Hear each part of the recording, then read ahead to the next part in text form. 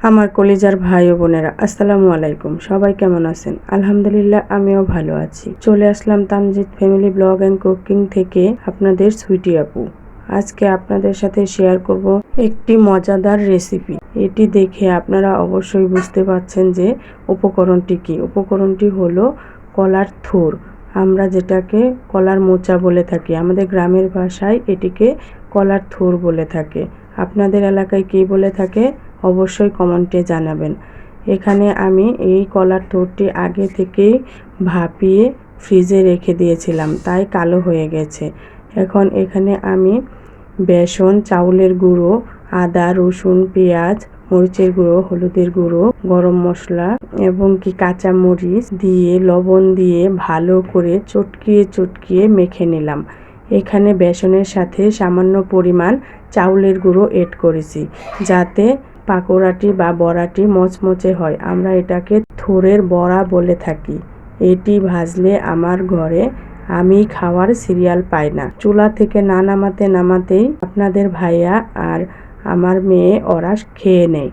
এই যে দেখুন, আমি বড়া ভাজতে শুরু করেছি আর আমার পাশেই তারা এসে বসে গেছে। তারা বড়া খাবে বলে, কিন্তু বড়া হতে অনেক সময় লাগতেছে। ওদের আর দেরি সহ্য হচ্ছে না।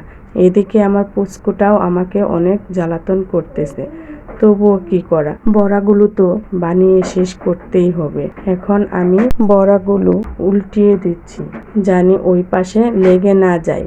এই বড়াটি সত্যি খেতে এত মুচমুচে আর মজাদার হয় যে একবার খেয়েছে সে এর লোভে পড়ে গেছে। এটিকে আর সে ভুলতে পারে না। কিন্তু এখন আমরা বাসাতে থাকার কারণে এই বড়াটা আমি অনেক মিস করি। এই থুরটা পাঠিয়ে দিয়েছিল আমার শাশুড়ি মা গ্রাম থেকে। দেখুন কি সুন্দর মুচমুচে বড়া হয়ে গেছে। এখন এটি আমি রেখেছি যে ভাত দিয়ে খাবো, কিন্তু আমি না রাখতেই কিসের ডাইনিং টেবিলে ডেকোরেশন করে দেব তাদের। ওরাই নিয়ে একে একে খাওয়া শুরু করে দিল। নিমিষেই বড়াগুলো খেয়ে শেষ করে দিল। আমি যে বলেছিলাম ভাত দিয়ে খাবো, সেটার আর সুযোগই মনে হয় পাবো না। তবুও আমি এই এক ব্যাচ বড়া নামিয়ে রাখার পর তাদের বলেছি যে বড়া শেষ। তাদের আর আমি বলিনি যে আরও আছে। তখন আমি এগুলো সুন্দর করে আবার ভেজে নিই যে আমি ভাত দিয়ে খাবো। আমি একটি রেসিপি রান্না করলে তারা যখন মজা করে খায় তখন আমার খুব ভালো লাগে। তাদের খাওয়া দেখে আমার আরও নতুন নতুন রেসিপি রান্না করতে মন চায়। তাই তো আমি এগুলো আবার ভেজে নিলাম।